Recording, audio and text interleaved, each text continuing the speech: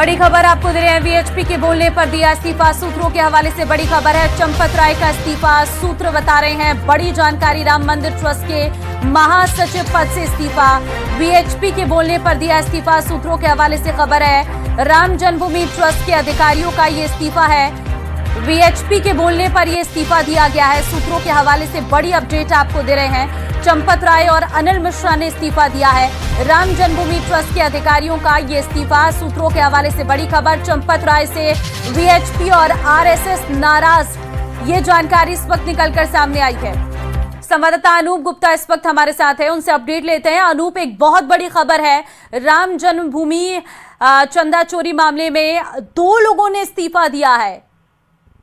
नहीं, बिल्कुल। देखिए, राम मंदिर चढ़ावे के मसले पर जिस तरह से अनियमितता की बातें कही जा रही थी, चंदा चोरी का मसला सामने आया था, और उसके बाद कहीं ना कहीं कई बातें, क्योंकि एसआईटी का गठन है, कई लोग जो हैं इसमें लिप्त भी पाए गए, कई लोगों पे शंका भी है। और ऐसे में चंपत राय जी, जो जिनकी भूमिका बहुत राम मंदिर न्यास में बहुत बड़ी रही है, उनका इस्तीफा, जो सूत्रों के हवाले से भी जानकारी मिल पा रही है कि अनिल मिश्रा और चंपत राय ने इस्तीफा दिया, ये अपने आप में बड़ी बात कह सकते हैं। लेकिन देखिए, यहाँ पे ये समझना होगा कि विश्व हिंदू परिषद भी इस मसले पर तल्ख रवैया अपनाए हुए था। विश्व हिंदू परिषद का कहना था कि जो भी दोषी है उसको खोजना चाहिए और उन पर एफआईआर दर्ज होनी चाहिए। ये बहुत ही जो है वो कुकृत्य है, और इस तरह की घटनाओं को किसी तरह से बर्दाश्त नहीं किया जाना चाहिए।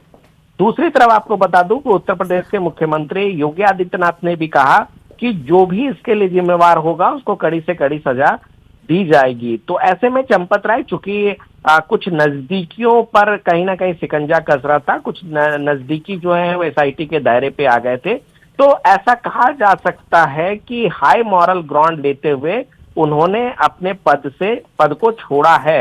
हालांकि देखिए, अभी आधिकारिक रूप से कोई उनका पत्र नहीं आया, आधिकारिक रूप से कोई जानकारी नहीं आ पाई है विश्व हिंदू परिषद से या उनके तरफ से। लेकिन अगर ये फैसला है तो ये हाई मॉरल ग्राउंड लेते हुए ये फैसला है, चूंकि इनके नजदीकों पर कार्रवाई की जा रही है।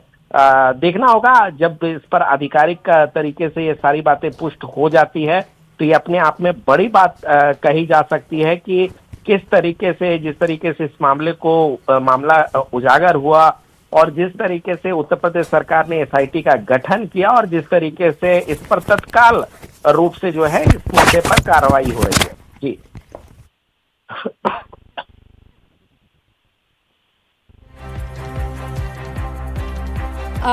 क्योंकि अभी मुख्यमंत्री योगी आदित्यनाथ का भी था कि राम भक्तों की परीक्षा मत लो, जिसके पास जो सबूत है वो पेश करे, अब बर्दाश्त नहीं किया जाएगा। और उसके बाद आप देखिए तुरंत ही इस्तीफा, तो इसके क्या मायने निकाले जा सकते हैं अनूप?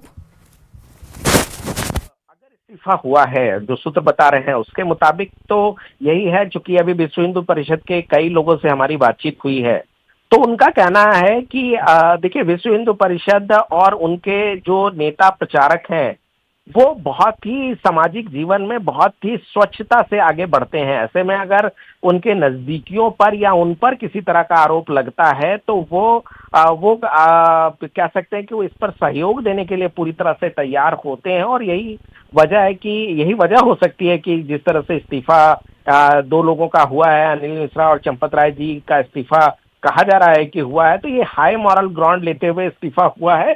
और दूसरी बात यह है कि अगर किसी तरह की अनियमितता हुई है, देखिए एसआईटी अभी जांच कर रही है, एसआईटी के जांच में कई तथ्य सामने आएंगे। और आपको बता दूं कि जिस बात का जिक्र आप भी कर रही थी, कि एसआईटी ने साफ कहा है कि इस मुद्दे को लेकर किसी भी नेता, किसी भी आदमी के पास अगर कोई तथ्य है, कोई सबूत है, तो वो एसआईटी के सामने उनकी बातों को बहुत ही तवज्जो दी जाएगी, उसके बातों को इस जांच के दायरे में लाया जाएगा। तो जाहिर सी बात है कि इस मसले पर उत्तर प्रदेश सरकार किसी भी तरीके से कोताही नहीं बरतना चाहती है। एक बड़ा मसला है, गंभीर मसला है।